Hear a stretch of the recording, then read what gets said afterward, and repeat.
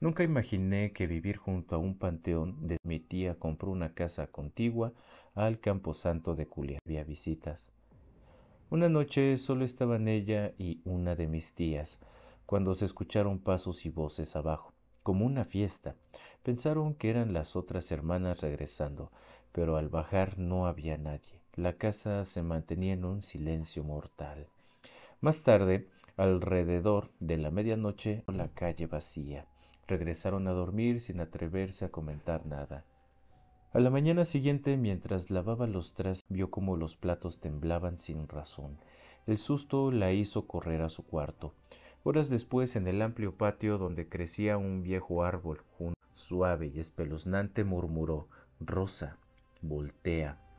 Rosa, voltea. Sin aliento, cuando sus hermanas llegaron esa tarde, confesaron que también habían vivido sucesos extraños, aunque nadie se atrevió. Finalmente vendió la casa. Tiempo después, los nuevos dueños demolerían la vivienda. Al talar el árbol del patio, hallaron enterrada un tesoro notable. Mi tía estaba convencida de que aquellos espíritus intentaban guiarla hasta el cofre. Sin embargo, el miedo la paralizó cada vez que la llamaron. Muy buenas noches, espero que estés disfrutando de las historias que vamos a contar y de la que acabamos de contar. Una historia muy buena, podría decir yo.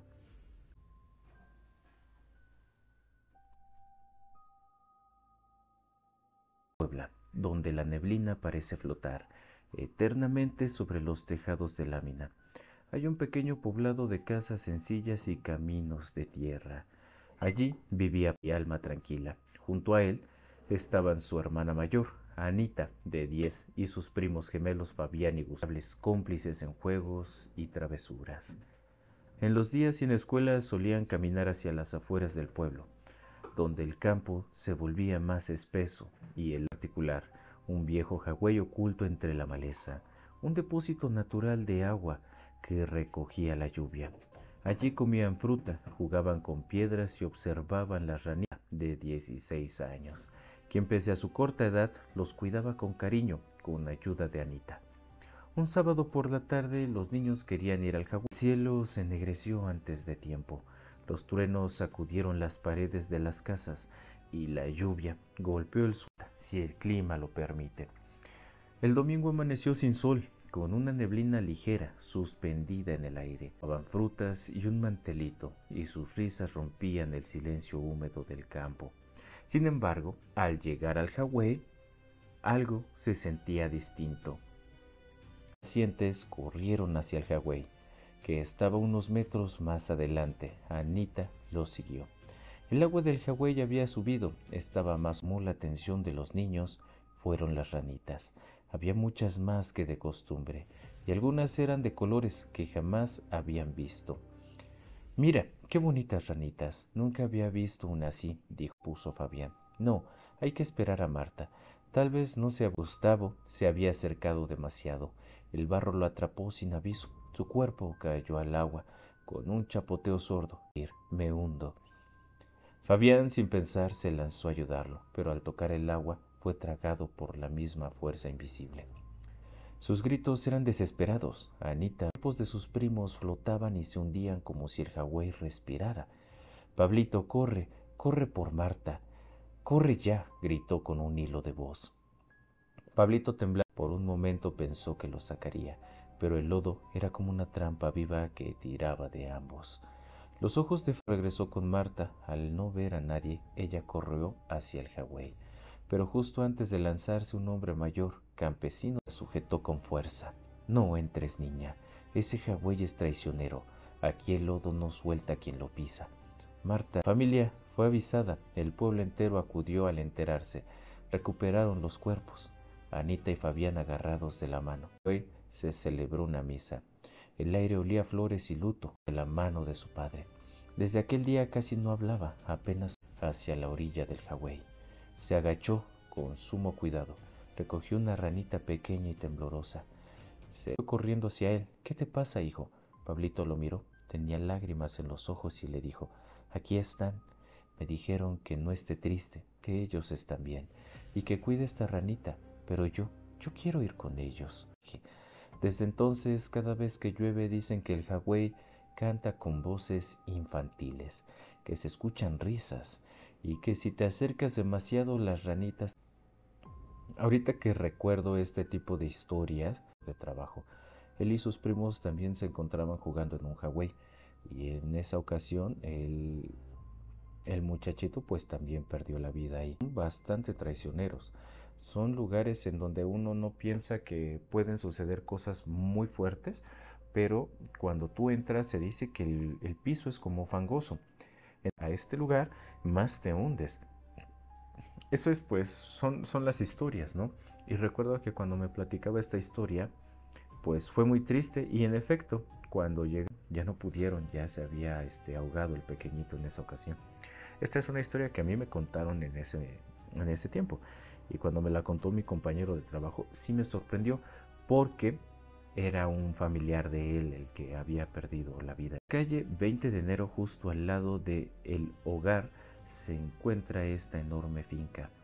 Hace muchos años, a principios de los 90, lúcidas y reales que me han sucedido respecto a fantasmas, experiencias que a continuación les voy a contar. De los 90 yo vivía cerca del hospital y una noche llegó a mi casa mi cuñada con labor de parto para que la acompañáramos mi esposa y yo al hospital.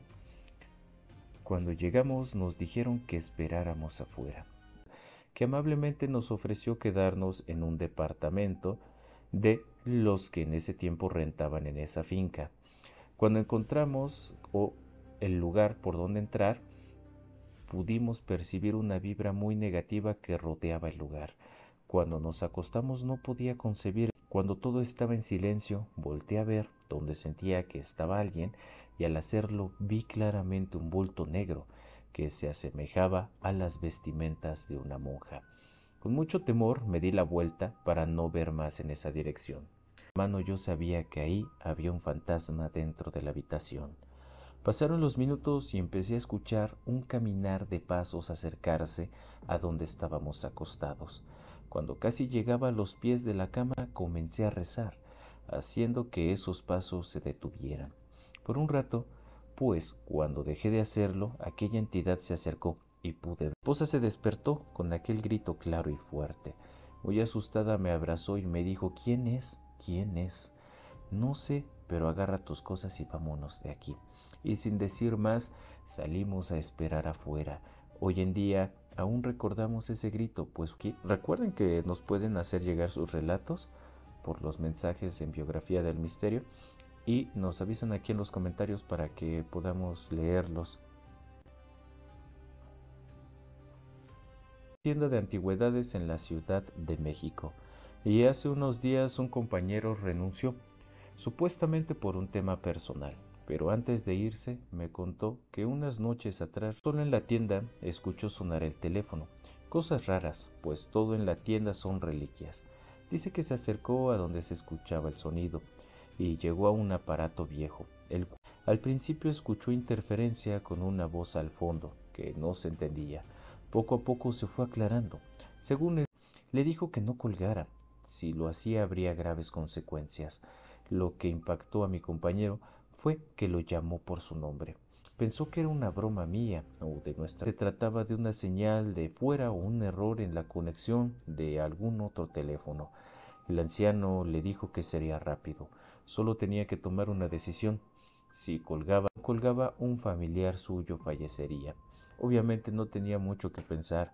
Mi compañero tomó la decisión de colgar inmediatamente, pero antes de hacerlo la voz extraña le y con su decisión literalmente les quitaría la vida. Lo invitó a pensar bien las cosas. Mi compañero colgó inmediatamente y se mentalizó en que fue una broma, pero curiosamente en la noche siguiente comenzó a tener pesadillas. Dice que ve a dos niñas y una señora, con el rostro y sus prendas ensangrentadas, que a una menor solo lo ven fijamente y él siente una vibra muy pesada que lo sigue durante todo el día. No sabe si es su gestión o si realmente alguien murió. Anunciar a esta persona fue que volvió a escuchar el teléfono. No quiso saber nada más y recupere su tranquilidad.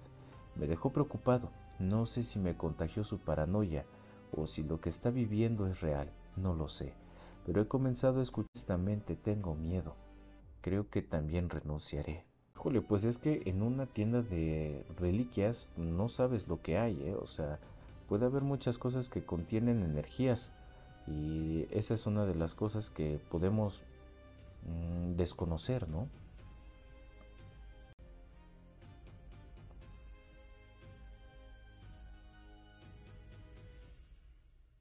Bien, de otra persona dice, de todos los espacios hospitalarios al que le tengo más temor, con una gran carga negativa de dolor y desesperanza. Durante una guardia personal, policial llegó con un niño de tan solo 9 años que se electrocutó. En vano pudo salir, se decretó el deceso. Se le cubrió con una sábana y se llevó el cuerpo a la morgue. Esperamos por el móvil. La guardia siguió su curso, entre mate. A eso de las 4 de la madrugada escuchamos un tremendo grito, un alarido desgarrador que venía desde el fondo, y luego un golpe seco, al mismo tiempo, corriendo para el fondo, pensando en el ingreso furtivo de algún familiar. En la morgue no había nadie, solamente el cadáver del niño electrocutado. Lo cierto era general, no había explicación lógica. Nos retiramos y nadie se atrevió a aproximarse a la morgue hasta que se hizo de día. Como yo les he platicado en muchas ocasiones, de los hospitales, las morgues, el trabajo de los forenses, los paramédicos y las personas que se dedican a ir a salvar, que son de los trabajos que tienen más actividad paranormal, esos, en mi caso, vaya, en los cementerios, ¿no? Los veladores.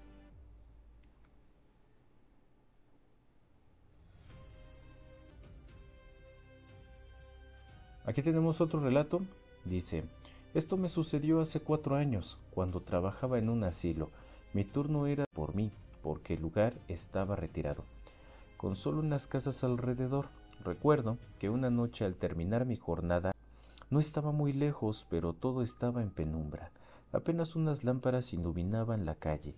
Al llegar a un hombre caminando del otro lado.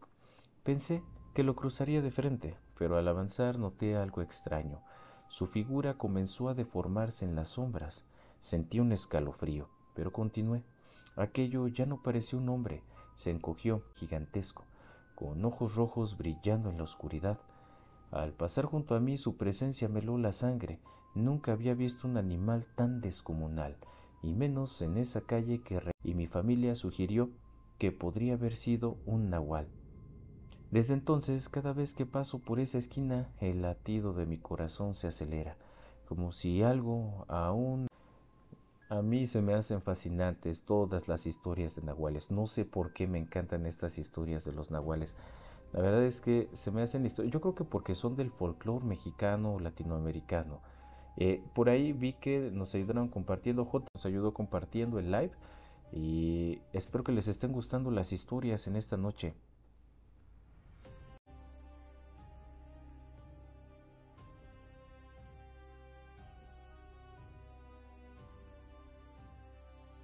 Hola, quería contar este relato de que en la propiedad de un vecino se están manifestando algo paranormal. Todo empezó cuando una vecina le contó a mi si murió ahí, lo habían visto más o menos. Los dos lo tomamos como un chisme de vecinos. Luego, otra persona que tiene un negocio por ahí cerca me contó la historia. Decido, ya no ha querido vivir ahí.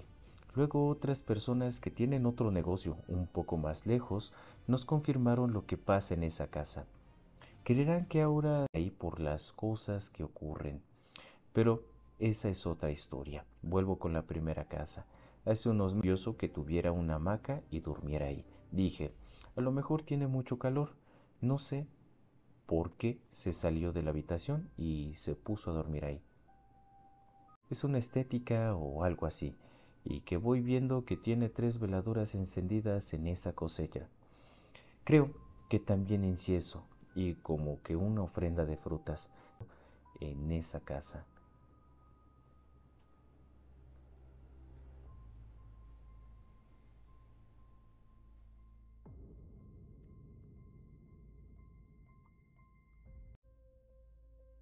En 1998 5 voluntarios fueron aislados durante 72 horas en una sala sin luz, sin relojes y sin estímulos, pase lo que pase.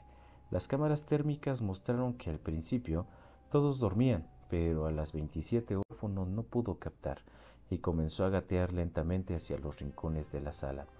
A la hora 42 otro comenzó a gritar, pidiendo salir.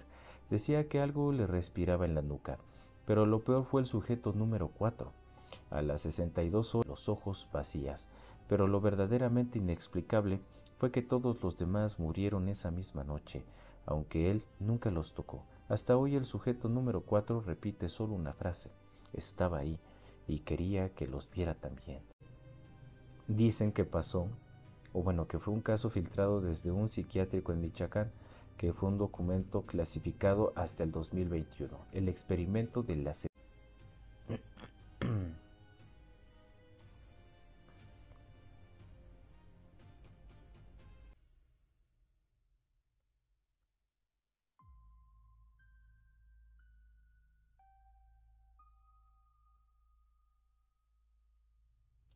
Hola, tengo ya varias semanas escuchando eso después de la 1 de la madrugada, y esto pasa solo del lado de mi cuarto. Sí lo escuchan, pero que el sonido viene del lado de mi casa. Yo vivo en Puerta del Sol, aquí en Tehuacán, Puebla. Estuve platicando también con gente cercana a mí y me dijeron ser un bebé para robarle el aliento. Yo tengo 7 meses de embarazo y la verdad me da miedo ese sonido. Es de una enorme piedra arrastrándola y es imposible que alguien haga eso. Una ocasión, otra vez la piedra, me dijo sí, ya oí. Subió rápidamente con un machete, pero dice que no había nada. Ya no solo escucho en el techo, yo sin alguien o algo me observa desde la ventana. A veces me pongo a rezar y me alivia un poco, pero gracias por aceptar, mi relato es anónimo. Bueno, este es un relato que, pues obviamente no quieren que sepa quién es la persona, pero es un relato bastante bueno.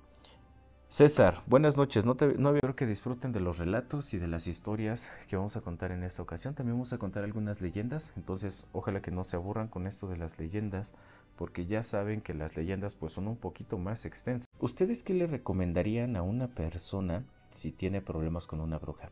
Yo, por ejemplo, tengo conocimiento de que a las brujas pues hay quien ha escuchado de la tan llamada tinita de agua con tijeras en forma de cruz debajo de la cama.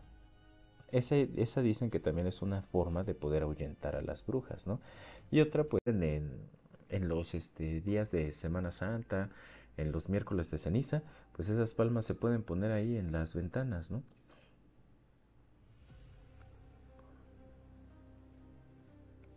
Comentar, en mi caso, vaya. Vamos a contar una pequeña historia, que bueno, es en el corazón de la Piedad, donde el Parque Morelos se alza sobre lo que alguna vez fue un panteón. Aún resuenan los susurros del pasado. Los domingos, cuando el viento arrastra, las mujeres aseguran haber vivido algo imposible de olvidar. Dicen que todo ocurre cuando caminan solas, especialmente si son madres. Una figura pequeña aparece entre los antiguos, cabello suelto y la mirada perdida.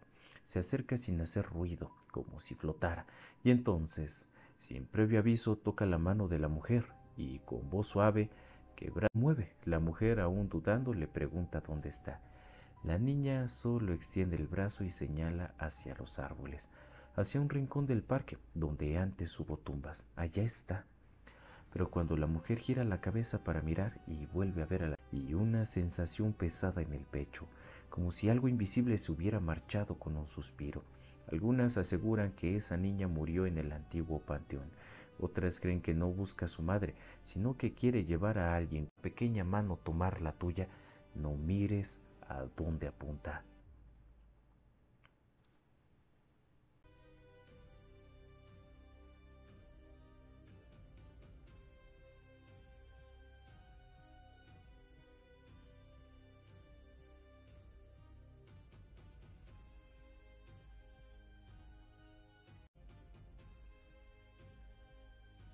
Vamos a contar una historia de esas que nos gustan a todos. Ya saben que las historias son un poquito más largas. El olfato es el último sentido y el más poderoso. Puede transportarte a la infancia, a un amor perdido o a la tumba de alguien que nunca conociste. Y si un perfume pudiera traerte de regreso a los muertos, y si ese aroma de la niebla, un pueblo pequeño rodeado de neblina casi todo el año, las personas ya no lloraban a sus muertos, los usaban literalmente. Todo comenzó con Clara Mendoza, una perfumista solitaria que vivía al final del callejón en el cementerio viejo. Había sido química en su juventud, donde comenzó a fabricar esencias que según ella capturaban la presencia de los difuntos. La primera fragancia la llamó Memoria por su aroma, una mezcla entre rosas secas, sándalo, sangre y madera vieja, sino por lo que provocaba. Quien lo usaba aseguraba que podía sentir a sus muertos cerca. Cuello, una palabra conocida susurrada en sueños, pero luego se intensificaban. Apariciones, voces que respondían preguntas imposibles, figuras que se quedaban paradas frente a la cama hasta que el perfume desaparecía de la piel. Aún así, nadie dejaba de usarlo. Luz María, una mujer de 43 años, comenzó a usarlo después de perder a su hijo en un accidente automovilístico. Al séptimo, lo sintió abrazarla mientras dormía. El día 10 se arrojó desde el techo del hospital. En su nota solo escribió: «Él ya no me quiere dejar ir». La policía local no conectó, estaba haciendo pactos, que no era un perfume lo que vendía, sino puertas abiertas, fragancias que el alma reconocía y usaba como ancla para Ángela del Valle, una periodista de nota roja con fama de escéptica, llegó al pueblo por la acumulación de muertes misteriosas. La intrigó de todas las víctimas y compartían un patrón: piel reseca, pupilas dilatadas. La perfumista la recibió con amabilidad.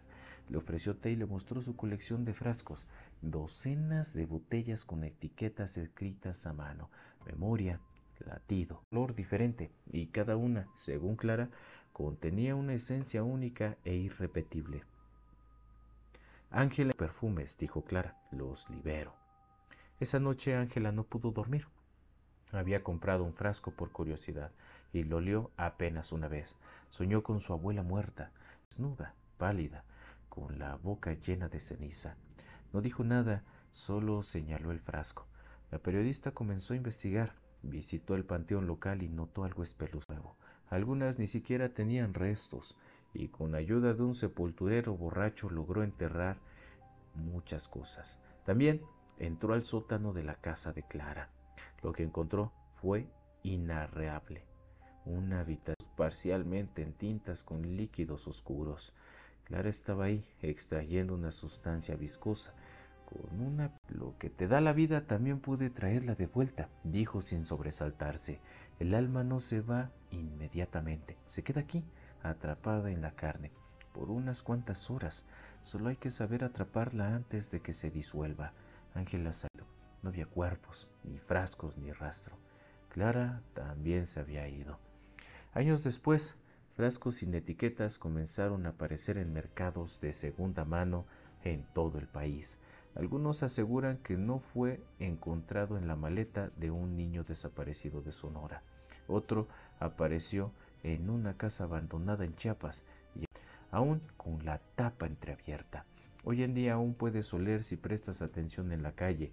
Es un aroma que se arrastra como el viento en Camposanto, entre flores marchitas y tierra húmeda. No lo inhales demasiado. Dicen otros que provocan nostalgia y algunos que abren puertas que nunca debieron abrirse. Clara lo sabía y tú ahora también lo sabes. Muchas cosas que se abren también sin que nosotros tengamos el conocimiento de lo que estamos haciendo y más aún de lo que estamos tocando, ¿no? En todo ese tipo de cosas.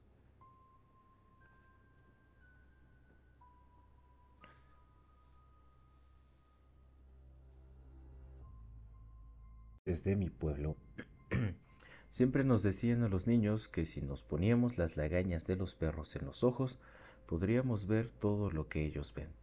A mí siempre me daba curiosidad saber qué era lo que ellos veían cuando aullaban, y más por las noches. pero se me hacía muy loca la idea de ponerme lagañas de perros en mis ojos. Así pasaron los años. Estaban demasiado inquietos, parecía que algo les asustaba, y fue que recordé eso que decían los ancianos, así que con el valor de un ser adulto decidí hacerlo. Salí y me acerqué a mis perros, me puse mi dedo en sus ojos y enseguida en los míos. Miré para todos lados y no vi absolutamente nada. Pensé que era una tontería de viejos mayores, que solo asustaban a los niños con eso. Así que molesta. Entré a mi casa, lavé mi cara y fui a dormir. A las 3 a.m. volví a escuchar aullar a los perros. Molesta me levanté y salí al patio. Empecé a regañarlos para intentar calmarlos. Cuando giré para entrar a la casa, vi a doña Tenchita, parada fuera de su casa. Como era de esperarse, los perros la despertaron. Al cerrar la puerta, un escalofrío recorrió mi cuerpo, al recordar que doy ver a un hombre sin piel cruzar de la sala a la cocina. Los perros empezaron a rasguñar la puerta. Mi corazón cae de ellos decirme, sal de la casa, ellos están adentro.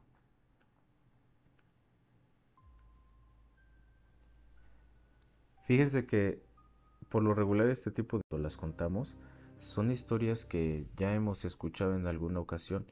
Por ejemplo, en su mayoría, este tipo de leyendas yo también las escuché en algún momento de mi juventud, cuando yo era niño. Y la verdad es que siempre han sido historias que se han manejado como una leyenda urbana.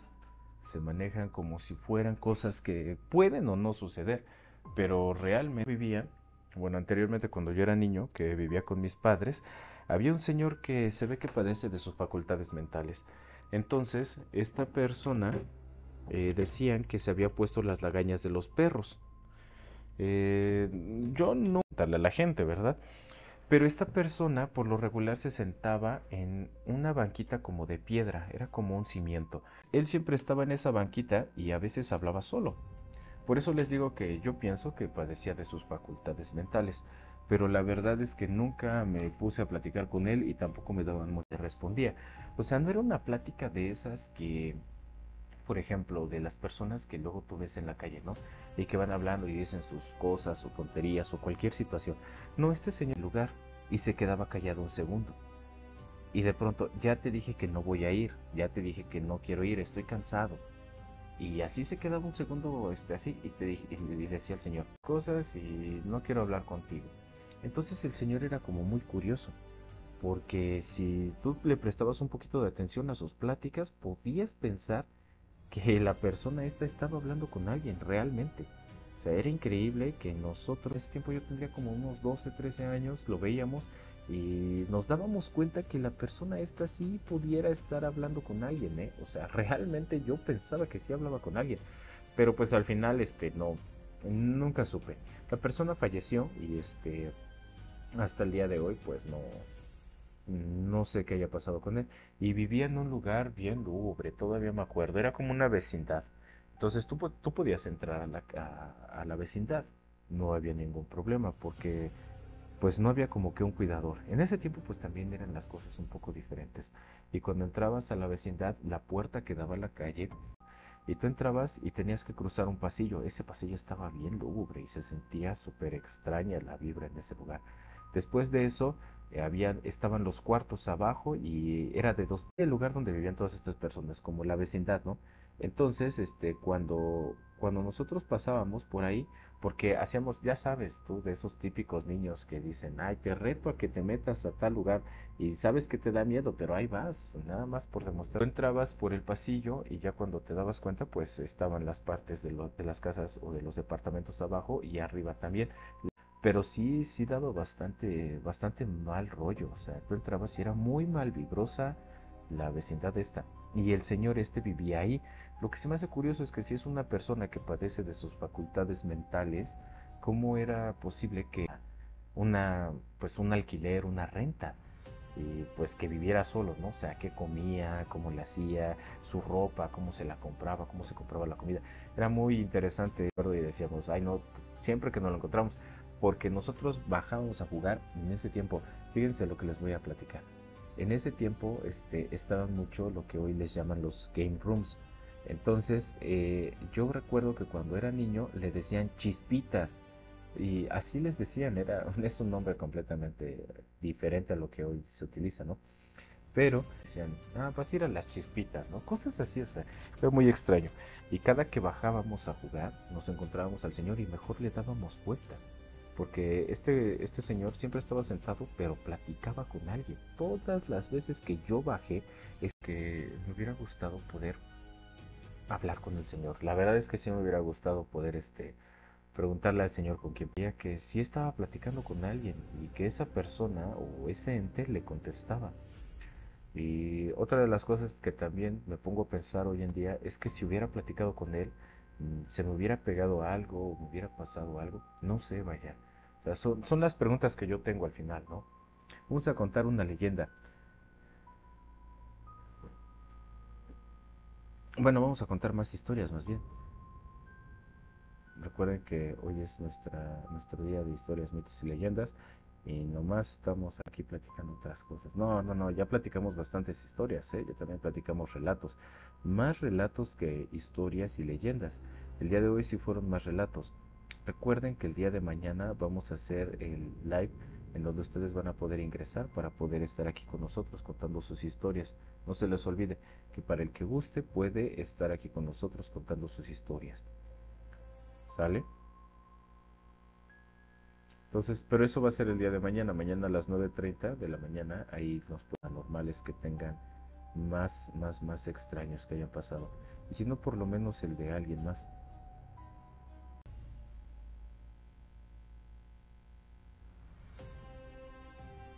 Permítanme un segundito, vamos con la siguiente historia, vamos a contar nuestra siguiente historia.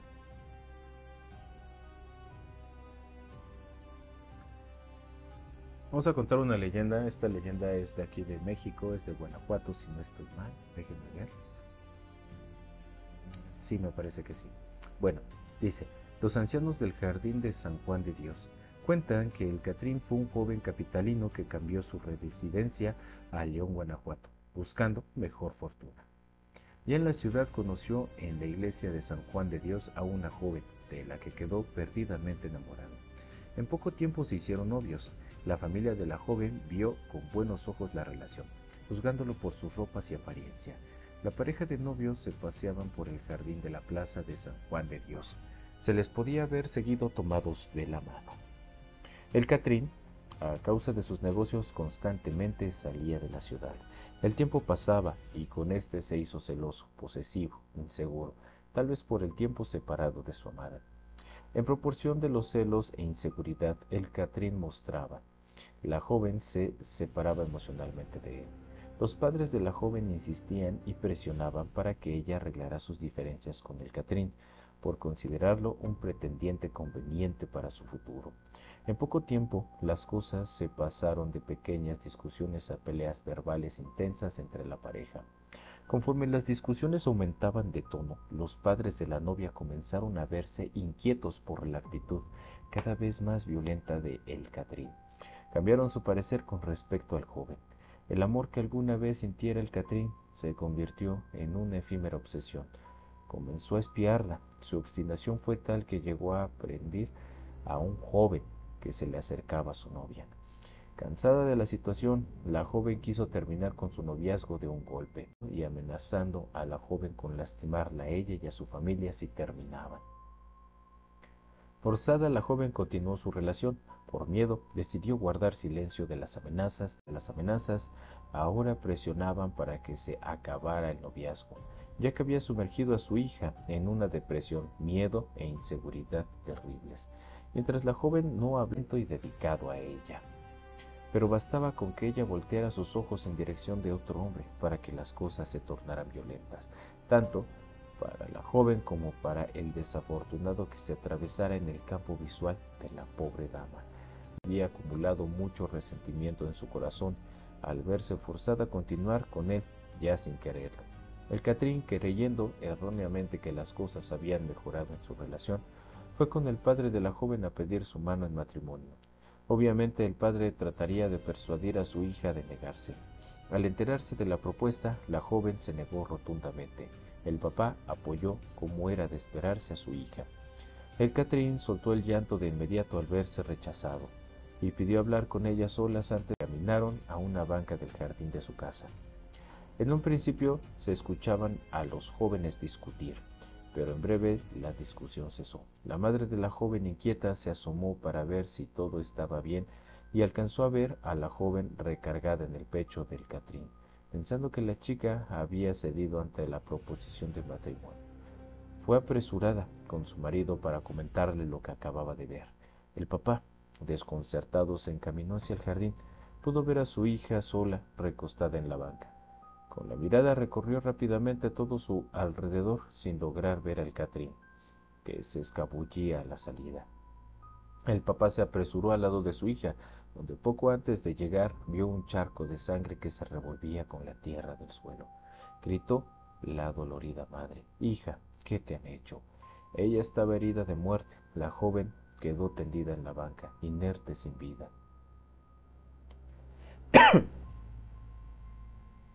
El Catrín había cumplido su amenaza. Envuelto en cólera, el papá fue en busca del Catrín. Llamó a sus amistades para atrapar al desdichado. Apenas llegaron al parque de San Juan de Dios, descubrieron el cuerpo del Catrín, que se balanceaba ahorcado en uno de los árboles del jardín. La tristeza de perder a su amada por su mano la orilló a quitarse la vida.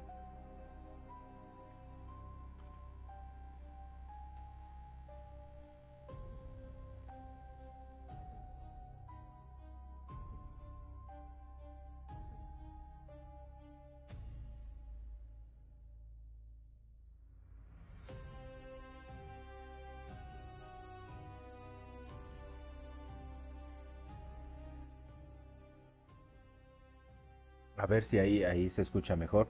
Ahorita acabo de ver el comentario, ¿eh? No lo había visto.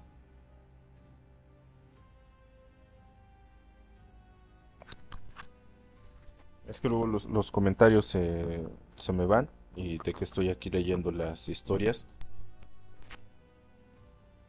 Permítanme un segundito.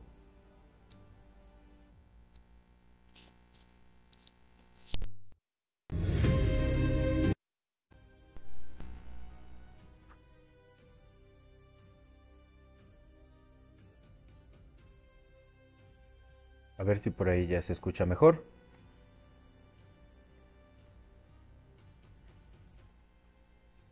Ojalá que sí. De hecho, vamos a hacer un pequeño cambio de música.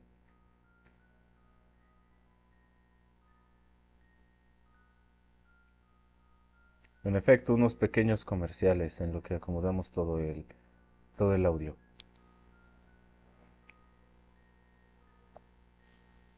Y otra de las cosas, ¿se escucha bien el audio de mi voz? Porque no, bueno, no sé si se escucha bien.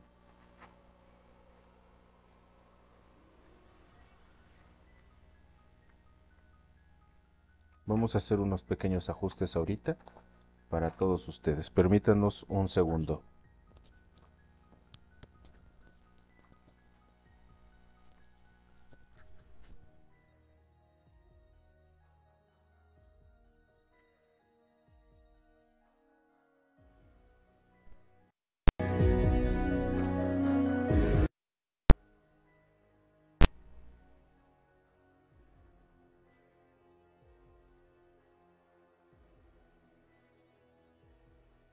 Ok, me parece que ya se escucha un poquito mejor.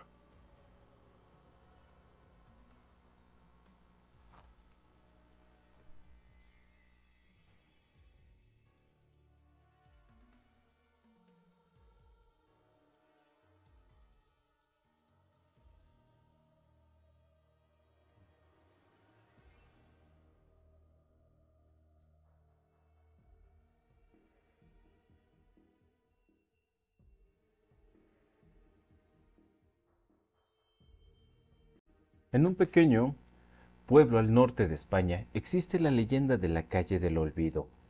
Se dice que hace muchos años vivía allí una violinista llamada Teodoro, tan hermosas como desgarradoras. Teodoro estaba enamorado de Lucía, quien prometió casarse con él. Sin embargo, una noche fatídica, Lucía fue encontrada sin vida en el río que cruzaba el pueblo. su muerte cubierta de un misterio sin resolver. Devastado, Teodoro tocó por última vez una pieza tenebrosa durante el funeral de Lucía, antes de desaparecer sin dejar rastro. Desde entonces la calle del Olvido adquirió una reputación aterradora, según cuentan quienes osaron pasar por ahí al caer lucida y siniestra, hasta el punto de que quienes la oyen sienten un frío que congela la sangre e inminentemente una sensación de ahogo. Un día un forastero llamado Javier, escéptico de tales historias, decidió desafiar la leyenda.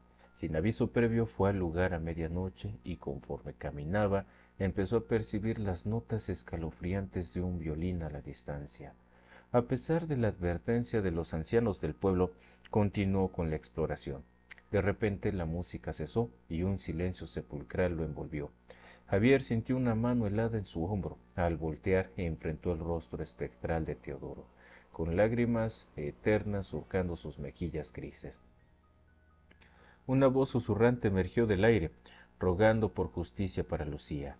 Al día siguiente los aldeanos encontraron a Javier en la plaza principal, balbuceando incoherencias sobre la verdad de Lucía, y un mapa para encontrar pruebas de su asesino. En un viejo libro la ubicación exacta de lo que él llamaba el alivio de Teodoro. Se dice que quienes han intentado seguir ese camino regresan con los mismos signos de locura, o no regresan en absoluto.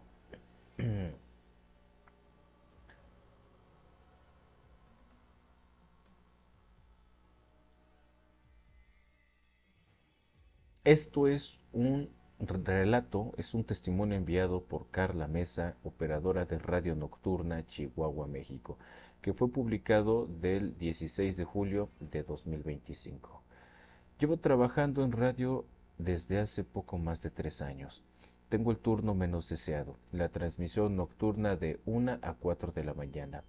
En una estación local no hay entrevistas ni música en vivo, solo yo, un micrófono, algunos audios prepagados y una cabina vacía que a veces se siente demasiado silenciosa, o al menos eso pensaba.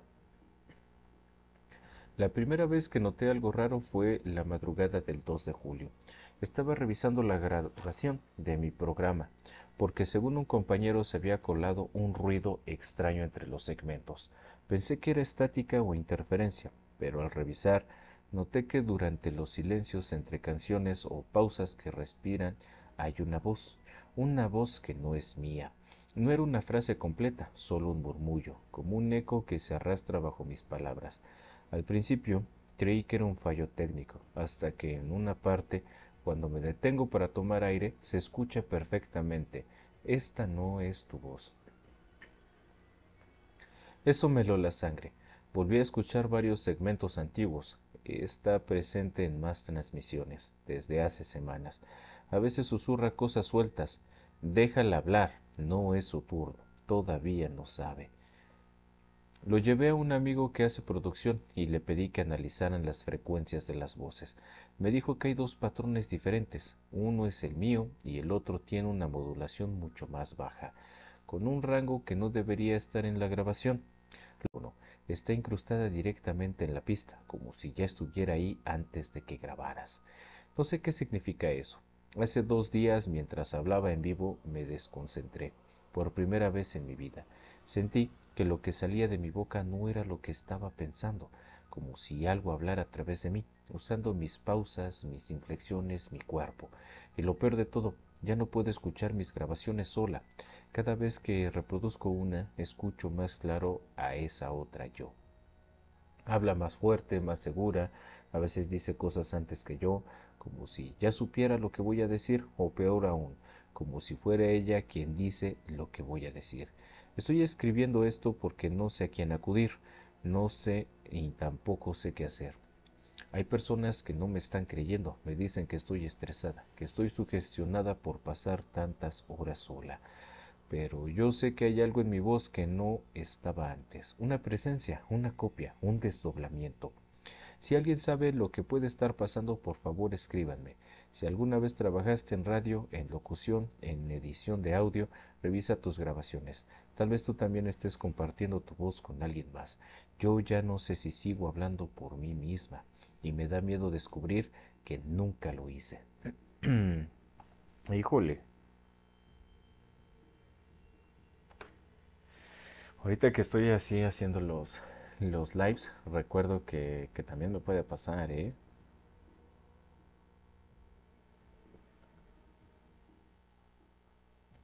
Una noche alrededor de las 2 a.m. me encontraba trabajando con el portátil en mi regazo, y de la nada mi pareja empezó a decir, mira, mira, mira. La miré y claramente estaba dormida, por lo cual no le di importancia. Aún tenía mucho trabajo, así que seguí en lo mío. Yo me sentía un poco cansado, pero debía seguir, por lo cual decidí tomar una pausa y ver shorts en YouTube. Al inicio me salían videos graciosos, pero poco a poco empezaron a salir videos de fantasmas, a lo cual no soy gallina y soy más bien escéptico con respecto a esos temas. Sin embargo, los videos lograron incomodarme, así que decidí seguir trabajando. Eran las 3:30 am, lo recuerdo, ya que vi la hora en mi reloj, y en ese instante mi pareja volvió a decir, mira, mira, mira, 3 veces. Mi computadora es algo viejo, y a veces se congela y toca reiniciarlo a la fuerza. En ese momento se congeló en la página de YouTube donde lo había pausado. Quedó de fondo una persona en las sombras. En ese momento miré el reloj, son las 3:33 am y decido dejar el trabajo. Ya con una mala sensación, mi pareja se gira y vuelve a repetirme, mira, pero como enojada. Cerré el portátil y entre las sombras veo la figura de alguien.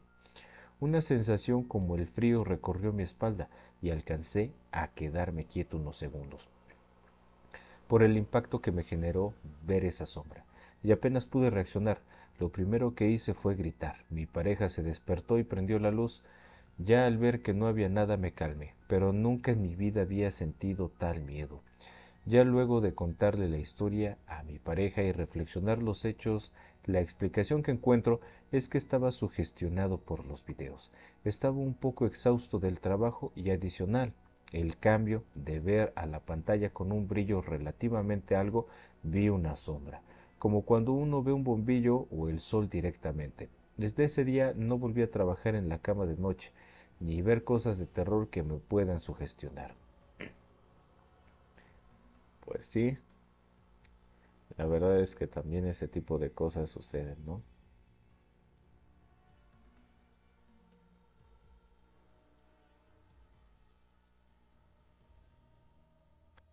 A veces uno le quiere encontrar explicación lógica a todo este tipo de eventos paranormales y no la hay. A veces no la hay, ¿no? Entonces ese tipo de cosas también pues hay que dejarlas, ¿no? Hay que dejarlas estar.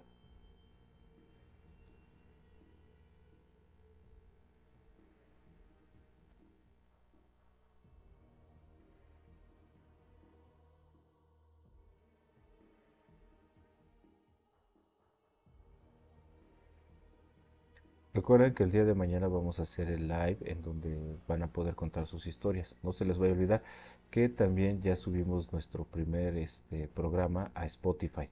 Ya lo pueden escuchar y si quieren escucharlo, tenemos el link del programa aquí en las historias de TikTok. Ahí lo pueden, ¿cómo se llama? Le pueden dar un tap al link y ya los va a direccionar al nuevo programa que tenemos en Spotify. Para todas las personas que quieran descargarlo, lo pueden hacer de esa forma, lo descarguen y ya lo pueden escuchar donde quieran. Ya es una ventajota. Ya no lo van a tener que escuchar solo en YouTube o aquí con nosotros en vivo, sino que ya lo van a poder escuchar ahí en Spotify.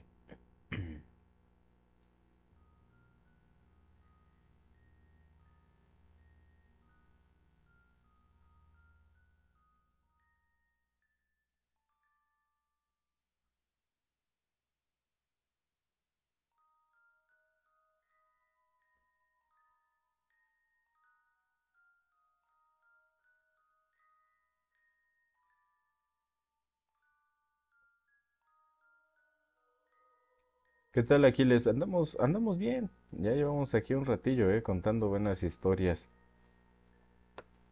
Les estaba comentando a las personas que nos están acompañando ahorita que ya tenemos nuestro primer programa subido a Spotify.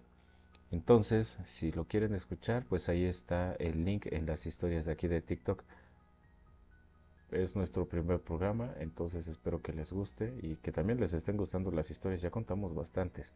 De hecho, ahorita vamos a contar una más. Fueron muchos los combatientes que consultaron y fueron protegidos por aquella bruja. Se decía que ella cerraba el cuerpo para que al rezado no le entrara ni la bala, ni el cuchillo, ni siquiera la misma brujería. Esta estaría protegido contra los ataques del hombre, pero también así había un punto débil, un punto muy pequeño, que el hombre que había sido rezado debía escoger, ya fuera el dedo, la oreja, el ombligo o cualquier parte oculta bajo sus axilas, creyendo que así podía ser el lugar donde era más difícil ser herido. Y es así que muchos hombres se lanzaron al combate, convencidos de que el poder de la bruja los protegía. Rezos que tenían que ser verdad, porque vieron hombres en batalla que más que hombres parecían demonios, que no les importaba que los impactaran las balas en el pecho, y muchas veces en la cabeza, bañados en sangre y casi destrozados, seguían combatiendo como si el mismo diablo los ayudara. Aseguran que el rezo de la bruja es así como que cara cortada o sangre negra, como le decían. Se cuenta que había sido uno de aquellos individuos que había acudido a los trabajos de brujería. Efectivamente, algo tendría de verdad, porque aquel era un hombre sanguinario, que no le importaba arriesgar su vida y siempre salía ileso en las batallas. Pero una vez estando en un campamento, se quitó las botas para que su amante le cortara las uñas, botas con punta de acero, porque decía que éstas lo protegían. Pero mientras esto ocurría, alguien dejó caer uno de los fusiles y golpeó el dedo pequeño del pie, abriéndole el dedo y dejándolo expuesto y chorreando de sangre. El bandolero dio un grito de terror y de rabia. Nadie entendía el porqué, pero esa misma noche murió. No podían entender cómo un hombre que había sobrevivido bala y puño con un simple golpe en el dedo muriera. Fue allí donde se empezó a escuchar el rumor de que aquel malvado hombre tenía su cuerpo cerrado.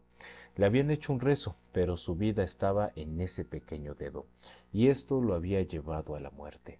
Estas son historias que se cuentan en mi pueblo y que se asegura son verdad. Hoy en día siguen habiendo brujas que hacen aquellos trabajos. Te pueden cerrar el cuerpo y poner la vida en un pequeño lugar del mismo. Pero también dicen que si la bruja muere, también con ella se muere el rezo que han hecho en el cuerpo de aquellos individuos. Esta es una historia que yo nunca había escuchado. Yo nunca, ok, yo nunca había escuchado la verdad. Este es uno de los relatos que es la primera vez que sí escucho, ¿eh?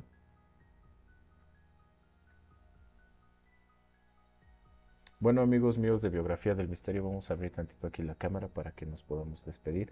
No se olviden de que ya tenemos nuestro nuevo programa en Spotify, ahí lo pueden escuchar.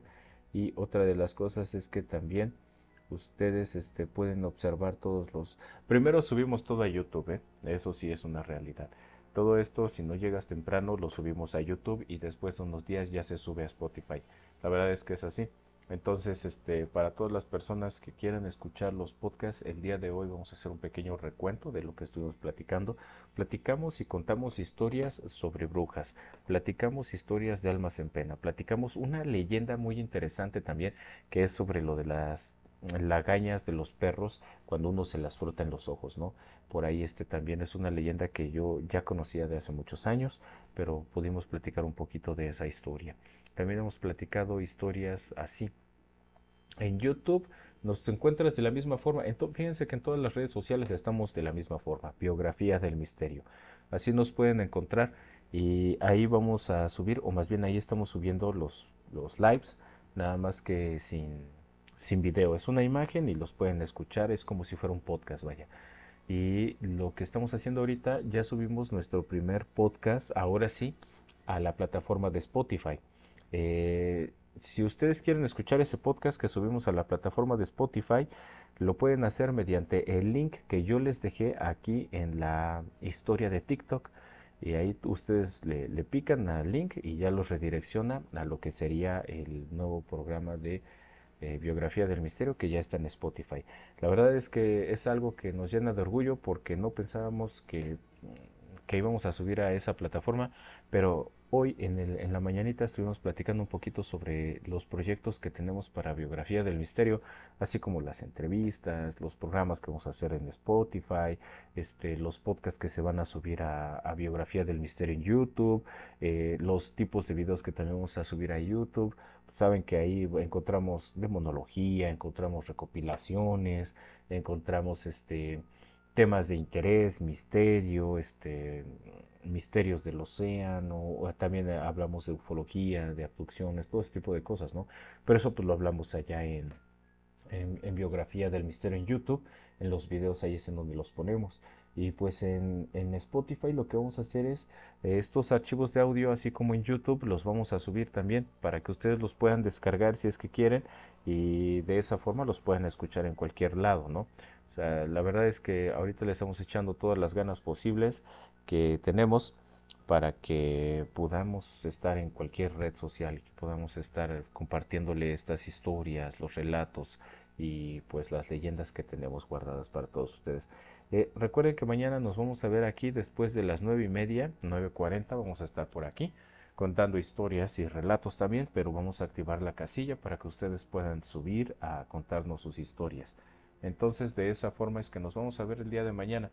Espero que sí les hayan gustado estas historias, que hayan sido de su agrado y no se olviden de seguirnos en todas las redes sociales porque ahí es en donde se les avisa qué día vamos a hacer los en vivos o más bien las plataformas les mandan las notificaciones y ya les avisan, ¿sabes qué? Biografía del Misterio está en vivo. Entonces, ya con eso, pues ustedes nos pueden estar acompañando en estas historias, ¿no? En estos maratones paranormales. Y pues de ahí en fuera, pues creo que sería todo lo que tenemos para ustedes, amigos de Biografía del Misterio. Nos vemos el día de mañana. Cuídense. Que tengan una... Perdón, es que estoy escuchando unos sonidos por ahí medio extraños. Entonces, que tengan una excelente noche y que puedan descansar de la mejor forma. Nos vemos el día de mañana tempranito.